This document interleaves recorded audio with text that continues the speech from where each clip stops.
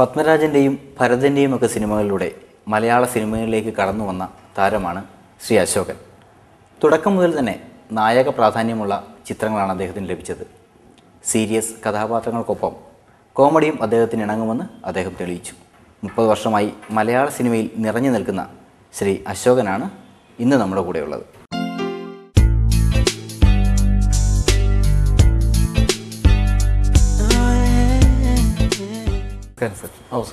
ആദ്യമായി കേരള വിഷൻ്റെ എല്ലാ മാന്യ പ്രേക്ഷകരുടെയും പേരിൽ അശോകേട്ടന് ക്രിസ്മസ് പുതുവത്സര ആശംസകൾ. കാസർഗോഡ് കാതർഭായ് അഗെയിൻ ഇപ്പം തിയേറ്ററിൽ വളരെ നന്നായിട്ട് തന്നെ കളിച്ചുകൊണ്ടിരിക്കുകയാണ്. എന്താണ് അശോകേട്ട ആ ഒരു രണ്ടാം വരവിൽ ആ സിനിമയുടെ പ്രത്യേകത എന്തൊക്കെയാണ്? അല്ല, അത് ഒന്നാം വരവിൽ തന്നെ ആ സിനിമയ്ക്ക് പ്രത്യേകത ഉണ്ടായതുകൊണ്ടാണ് രണ്ടാം വരവിൽ ആ ഒരു ഇമ്പോർട്ടൻസ് ഉണ്ടായതെന്നാണ് നമ്മുടെ വിശ്വാസം.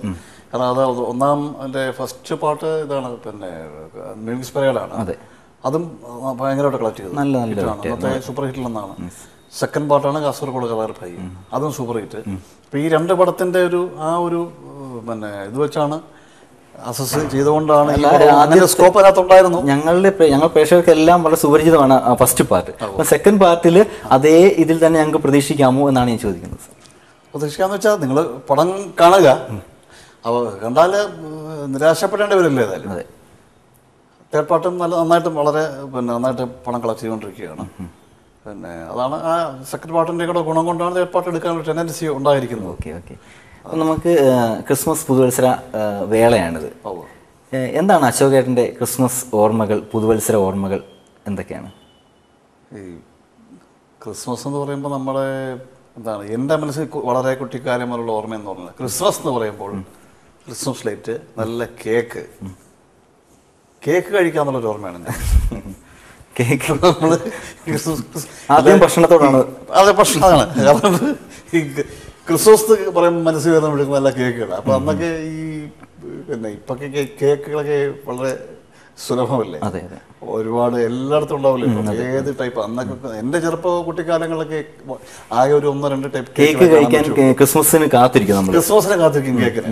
മറ്റു സാധനങ്ങളൊക്കെ കേക്ക് ഉണ്ടെങ്കിൽ പോലും നമ്മൾ ഒരു വലിയ ഇമ്പോർട്ടൻസ് കൊടുക്കാറില്ല. പക്ഷെ ക്രിസ്മസ് ആകുമ്പോഴത്തേക്കാണ് ക്രിസ്മസ് കേക്ക്, അപ്പോൾ അതിന് പ്രത്യേകത കാണുന്നുണ്ട്. ഇപ്പം സിനിമയിൽ വന്നിട്ടായാലും ക്രിസ്മസ് വീട്ടിലൊക്കെ അങ്ങനെ ക്രിസ്മസ് ഒക്കെ ആഘോഷിക്കാറുണ്ട്. പിന്നെ ക്രിസ്മസ് ഒക്കെ ആഘോഷിക്കും, വീട്ടിൽ കേക്കൊക്കെ മുറിച്ച്. തീർച്ചയായിട്ടും. പക്ഷെ മുമ്പുള്ള സമയങ്ങളിലൊക്കെ അങ്ങനെ കേക്ക് മുറിക്കുന്ന സമ്പ്രദായം നമുക്ക് അധികം ഉണ്ടായിരുന്നില്ല. അതിനെക്കുറിച്ച് കൂടുതൽ അറിയില്ല. പിന്നീടാണ് ഇത് കൂടുതൽ നമ്മുടെ മനസ്സിലേക്ക് വരുന്നത്. ഈ കേക്കുകളുടെ ഒരു ഇപ്പൊ കേക്ക് മാത്രമല്ലല്ലോ, ഒരുപാട് ഐറ്റംസ് കഴിക്കുന്ന ആഹാരങ്ങളാണ് തന്നെ ധാരാളം ഐറ്റംസ്, വെറൈറ്റീസ് ഒരുപാടുണ്ട്. പല ടൈപ്പിലുള്ള കേക്കുകളും മറ്റു കാര്യങ്ങളും. പിന്നെ ഈ തോരണങ്ങൾ, ആഘോഷങ്ങൾ, ഈ സ്റ്റാറുകളൊക്കെ നമ്മളിപ്പം അന്നത്തെ സമയത്തൊക്കെ വീടുകളിലെ ക്രിസ്മസ് ആകുന്ന ലക്ഷണം സ്റ്റാറുകൾ തൂക്കിയിടുക എന്നുള്ളത്. പക്ഷെ അന്നൊന്നും എല്ലാ വീടുകളിലും സ്റ്റാർ ഉണ്ടാവില്ല. ഇന്നിപ്പോൾ നമ്മൾ നോക്കിക്കഴിഞ്ഞാൽ ക്രിസ്മസ് സമയം ഏകദേശം ഇപ്പം ഒരു ക്രിസ്മസിന് 1 മാസം മുമ്പ് പോലെ, മഴയൊക്കെ ആയതുകൊണ്ട് ഇത്തവണ കുറച്ച് കുറവായിരുന്നു. പക്ഷെ ഇനിയും തുടങ്ങും. 1 മാസമൊക്കെ മുമ്പ് പോലെ ക്രിസ്മസ് ലൈറ്റുകൾ എല്ലാ വീടുകളിലും ഇങ്ങനെ കത്തിക്കുക, പല ടൈപ്പിലുള്ള സ്റ്റാർസും. നല്ല സെറ്റിലൊക്കെ ആയിരിക്കുമ്പം ക്രിസ്മസ് ആഘോഷിക്കാനൊക്കെ പറ്റാറുണ്ട്. സെറ്റിലൊക്കെ ക്രിസ്മസ് ആഘോഷിക്കും തീർച്ചയായിട്ടും. എല്ലാ യൂണിറ്റിലുള്ള നമ്മളെല്ലാവരും കൂടി ഇരുന്ന് ക്രിസ്മസ് ആഘോഷിക്കുകയും വൈകിട്ട് അതിൻ്റെ ഒരു ഡിന്നർ കാര്യങ്ങളൊക്കെ ഉണ്ടാവും. ന്യൂ ഇയറിനും ഉണ്ടാവും. ഈ ന്യൂ ഇയർ ഞാനൊക്കെ അറിയുന്നതിനൊക്കെ അടുത്ത കുറേ ഒരു 70-80 ശേഷമാണ് ന്യൂ ഇയറിൻ്റെ പ്രത്യേകതയും കാര്യങ്ങളും നമ്മൾ ശ്രദ്ധിക്കുന്നത്. അതൊന്നും ഈ പുതിയ വർഷം കടന്നുമ്പോൾ നമ്മളൊന്നും അറിയാറില്ല. അങ്ങനെ പറഞ്ഞാൽ ഇന്ന് മുതൽ ഇന്ന് 1900 ഇത്രയാണ് എന്നൊക്കെ പറയുന്നുമില്ല. അതൊരു വലിയ ഇമ്പോർട്ടൻസ് അന്നൊക്കെ ഉണ്ടായിരുന്നു. ഇനി നമ്മൾ ശ്രദ്ധിക്കാത്തതുകൊണ്ടാണെന്നറിയില്ല. പക്ഷേ ഞാനൊക്കെ കൂടുതൽ ശ്രദ്ധിച്ചു തുടങ്ങിയത് ഒരു 80 ശേഷമാണ് ന്യൂ ഇയർ, എൻ്റെ പ്രത്യേകതകളും പിന്നെ ആഘോഷങ്ങളും ഒക്കെ. രാത്രി 12 മണി വരെ ഇരുന്ന് പുതിയ വർഷത്തെ നമ്മൾ എതിരേൽക്കുക, പടക്കം പൊട്ടിക്കുക, കാര്യങ്ങളൊക്കെ. അതൊക്കെ പിന്നീടാണ് നമ്മളത് കൂടുതൽ ഒരു ഉത്സാഹം ഉണ്ടായതെന്ന് അറിയാനൊക്കെ തുടങ്ങി. അശോകേട്ടാ, ഞങ്ങൾ മലയാള സിനിമയിലെ നടന്മാരെ നമ്മൾ നോക്കുമ്പോൾ അശോകേട്ടൻ ഭാഗ്യമാണ്. അതായത് ആദ്യത്തെ സിനിമ തന്നെ പത്മരാജൻ്റെ പെരുവഴി അമ്പലം ഒരു വലിയൊരു ഭാഗ്യമാണ് താൻ കിട്ടിയത്. ഇങ്ങനെയാണ് പത്മരാജൻ്റെ കണ്ണിൽ അശോകൻ എന്നൊരു നടൻ പതിഞ്ഞത്? അല്ല, അത് എന്താ പറഞ്ഞ ഇതൊക്കെ ഒരു നിയോഗം എന്ന് വേണമെങ്കിൽ പറയാം. ഇപ്പോൾ സിനിമയിൽ അഭിനയിക്കണം ഞാൻ ഒരിക്കലും ആഗ്രഹിച്ച ഒരാളല്ല. അപ്പം ഞാനൊരു പാട്ടുകാരനാണെന്ന് സിനിമയിൽ പാട്ട് പാടി വരണം എന്നൊരു ആഗ്രഹം വളരെ കുട്ടിക്കാലം വരെ ഉണ്ടായിരുന്നു. പാട്ടുകാരനൊക്കെ ആയിരുന്നു, അതിനുവേണ്ടി കുറെ ശ്രമിച്ചതും. പാട്ടൊക്കെ സാമാന്യം അന്നൊക്കെ പാടുമായിരുന്നു. അങ്ങനെ ഒരു പാട്ടുകാരനാകണമെന്ന്, അതായത് നമ്മളിപ്പോൾ പാട്ടുകാരിപ്പോൾ സിനിമയിൽ പാടണം, അല്ലെ യേശുദാസിനെ പോലെ പാടണം, നമ്മളെല്ലാവരുടെയും ഉള്ളിൽ കിടക്കുന്ന ആഗ്രഹം അതാണ്. ഞാനും അങ്ങനെയൊക്കെ തന്നെ ആഗ്രഹിച്ചിരുന്നത്. അപ്പോൾ അഭിനയത്തോട് എനിക്ക് ഒരു താല്പര്യം ഉണ്ടായിരുന്നില്ല. പിന്നെ സിനിമകളൊക്കെ അന്നും എല്ലാ സിനിമയും പോയി കാണും, മാറ്റിനി സ്ഥിരമായിട്ട് പോയി കാണും. ആ സ്കൂളിൽ പഠിക്കുമ്പോഴാണ് ശരി, അത് കോളേജ് വന്നപ്പോഴും ശരി, സിനിമകൾ മിക്കവാറും എല്ലാം പോയി കാണും. ഫസ്റ്റ് തന്നെ പോയി കാണാൻ വളരെ പണിപ്പെട്ട് ഇടിയൊക്കെ കൊണ്ട് ടിക്കറ്റൊക്കെ എടുത്ത് ക്യൂ എന്നൊക്കെ പോയി നമ്മൾ കാണും. അന്ന് പോലെ സിനിമയുടെ ക്രൈസാണ്, അഭിനയത്തോടൊന്നുമില്ല. പക്ഷെ സിനിമയുടെ ഒരു അന്ന് കൂടുതൽ ശ്രദ്ധിച്ചിരുന്നു.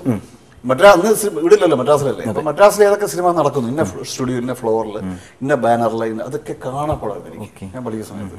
അപ്പൊ സിനിമയോടുള്ളൊരു അഭിനിവേശം, ആകാംക്ഷ പണ്ടുപോലെ എനിക്കുണ്ട്. പക്ഷെ അതാണ് അങ്ങനെ ആ സിനിമയിൽ തന്നെ വന്നു. പാട്ടുകാരനല്ലാതെ അഭിനയത്തിലേക്ക് വന്നു. അതാണ് എൻ്റെ പ്രശ്നം. അങ്ങനെയാണ് സിനിമയിൽ വന്നത്. അങ്ങനെ താല്പര്യം കൊണ്ടാണ് രാജൻ ചേട്ടൻ്റെ സിനിമയിലേക്ക്, പെരുവഴിയമ്പലം സിനിമയിൽ ഇങ്ങനെ ഇത്ര പ്രായമുള്ള കുട്ടികളെ ആവശ്യമുള്ള കുറേ പരസ്യം കണ്ടു.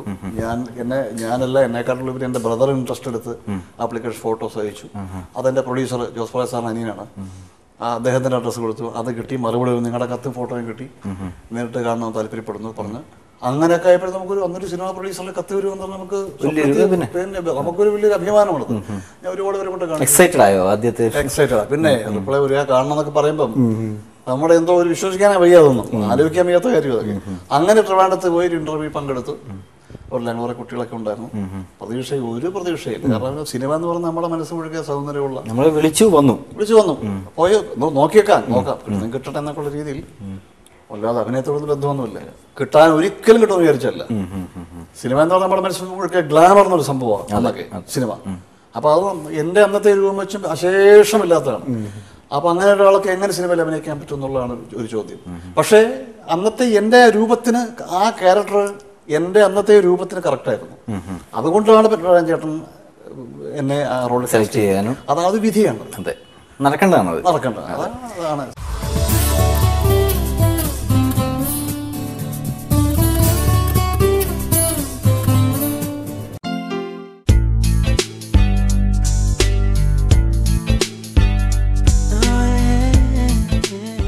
ഇപ്പോൾ തന്നെ ഒരു അശോകേട്ടൻ്റെ ഒരു ഇൻ്റർവ്യൂവിനകത്ത് ഞാൻ കണ്ടു, അശോകേട്ടൻ is a multi faceted actor. അതായത് ബഹുമുഖമാണ്. താങ്കൾ സിനിമകളിൽ അഭിനയിക്കാറുണ്ട്, സീരിയലിൽ അഭിനയിക്കാറുണ്ട്, ഒരു പാട്ടുകാരനാണ്. ആ ഒരു അഭിപ്രായത്തെ എങ്ങനെയാണ് അശോകേട്ടൻ നോക്കിക്കാണുന്നത്? അല്ല, ഈ പറഞ്ഞതെല്ലാം ഈ പറഞ്ഞ പോലെ സിനിമയിലും സീരിയലിലും പാട്ടുകാരൻ ബേസിക്കലി ആയിരുന്നതുകൊണ്ട് പാട്ടിനോട് താല്പര്യമാണ്. ഒരു പക്ഷേ ആ പാട്ടുള്ളിൽ കിടന്നുകൊണ്ടായിരിക്കും അഭിനയത്തോട് താല്പര്യം ഉണ്ടായതും. അങ്ങനെ ഒരു നമ്മൾ ഈ പറഞ്ഞ പോലെ ആ ഒരു ബ്ലഡിൽ കിടന്നുകൊണ്ടായിരിക്കാം ചിലപ്പം. ഇടയ്ക്ക് സീരിയലുകൾ ഇടയ്ക്ക് കുറേ കാലം സീരിയലിൽ തന്നെ അഭിനയിച്ചിരുന്നത്. അതൊരു 90കളുടെ അവസാനം 2000-ന്റെ ഒരു 2005-2006 വരെയും മിനി സ്ക്രീനിൽ തന്നെ. മലയാളം തമിഴിൽ ഇടയ്ക്ക് ചെയ്തു. ഞാനിപ്പോൾ അതുകൊണ്ടാണ് മദ്രാസിൽ താമസിക്കുന്നത്. അന്ന് ഒരു 5-6 വർഷത്തിനോ 7 വർഷത്തിനു മുമ്പ് ഒരു തമിഴ് സീരിയലിൽ എനിക്ക് ഓഫർ വന്നു. അതൊരു നല്ല കമ്പനി ആയിരുന്നു അന്ന്. അപ്പം അപ്രതീക്ഷിതമായിട്ടൊരു മറ്റൊരു ലാംഗ്വേജ് വന്നപ്പോൾ എനിക്കൊരു ത്രില്ല് തോന്നി. അങ്ങനെ ഞാൻ അങ്ങോട്ട് മദ്രാസിലേക്ക് ചേക്കേറി. അപ്പോൾ അവിടെ പിന്നെ 2-3 സീരിയൽ അടുപ്പിച്ച് അങ്ങ് ചെയ്തു. ആദ്യത്തെ അവരുടെ UTV എന്ന് പറയുന്ന ഒരു നല്ല കമ്പനിയാണ്. അപ്പോൾ അതുകൊണ്ടൊക്കെയാണ് താല്പര്യം തോന്നിയത്. നല്ല ഡയറക്ടറൊക്കെ ആയിരുന്നു. ഈ തമിഴ് സീരിയൽ ഉണ്ടാക്കിയ അല്ലെങ്കിൽ ആ സമയത്ത് അഭിനയിച്ചാണോ മലയാള സിനിമയിൽ ഒരു ചെറിയൊരു ഗ്യാപ്പ് അനുഭവപ്പെട്ടത്? അതൊക്കെ ഒരു കാരണമായിരുന്നു. അതൊക്കെ അതിനകത്തുണ്ടായിരുന്നു. പിന്നെ സിനിമയുടെ ഒരു അവസ്ഥയില്ല. നമുക്ക് എപ്പോൾ ഇത് വരും പോകുന്നൊന്നും പറയാൻ പറ്റത്തില്ല. സിനിമയുടെ സ്ഥിതി അങ്ങനെയാണ്. ഓരോ വർഷം കഴിയുമ്പോഴും അങ്ങനത്തെ ഒരു സ്ഥിതി വിശേഷത്തിൽ വന്നുകൊണ്ടിരിക്കുകയാണ്. അതെല്ലാം പെടുന്നതാണ് അതിനകത്ത്. ഇപ്പം സിനിമയിൽ എത്തിപ്പെടുക എന്ന് പറയുന്നത് ഒരു വലിയ ഭാഗ്യമാണ്. ഒരു നടൻ ഒരുപക്ഷെ കഴിവുണ്ടെങ്കിൽ പോലും ഭാഗ്യമില്ലെങ്കിൽ ഒരു നടൻ അല്ലെങ്കിൽ അത്രയ്ക്ക് ആകാൻ പറ്റില്ല. ഭാഗ്യത്തിൽ എത്രമാത്രം വിശ്വസിക്കുന്നുണ്ട് അശോകൻ? ഭാഗ്യമില്ലാതെ നമുക്കൊരു കാര്യം ചെയ്യാൻ പറ്റില്ല. എത്രത്തോളം ഒരാൾക്ക് കഴിവുണ്ടെന്ന്, ഏത് രംഗത്തായാലും കഴിവുണ്ടെന്ന് പറഞ്ഞാലും സമയം നന്നായിരിക്കണം, ഭാഗ്യം വേണം. അതില്ലാതെ ഒന്നും ചെയ്യാൻ പറ്റില്ല. പിന്നെ ഇപ്പോൾ ഭയങ്കര കഴിവുള്ള ഒരാളാണ്, പക്ഷെ അയാൾക്ക് ഭാഗ്യമില്ല. അപ്പോൾ അയാൾക്ക് ആ ഉദ്ദേശിച്ച ജോലി ചെയ്യാൻ പറ്റില്ലല്ലോ. ഭാഗ്യം വേണം. ഈ ഭാഗ്യത്തിന്റെ ഫാക്ടർ എത്രമാത്രം? ഭാഗ്യം മാത്രം കഴിവില്ലാതെ പറ്റില്ല. അത് രണ്ടുകൂടെ കിട്ടണം. രണ്ടുകൂടെ ക്ലബ് ചെയ്ത് വരിക അത്രേ പറ്റുള്ളൂ. പിന്നെ ഇന്നിപ്പോൾ സിനിമയിൽ അഭിനയിക്കുക എന്നൊക്കെ പറഞ്ഞാൽ വലിയ ബുദ്ധിമുട്ടുള്ള കാര്യമില്ല. കാരണം ഒരുപാട് പുതിയ ആൾക്കാർ വരുന്നുണ്ട്. സിനിമ ഇന്ന് മദ്രാസിൽ നിന്ന് പരിപൂർണമായിട്ട് കേരളത്തിലേക്ക് മാറിയിരിക്കുന്നത്. അപ്പോൾ ഇന്നൊരു സിനിമ ഒരു ഡയറക്ടറെയോ പ്രൊഡ്യൂസറെയോ അങ്ങനെയുള്ള ആൾക്കാരെ കണ്ട് ഒരു ചാൻസ് കിട്ടണം എന്നുണ്ടെങ്കിൽ വലിയ ബുദ്ധിമുട്ടുള്ള കാര്യമില്ല. നമ്മുടെ കേരളത്തിലെ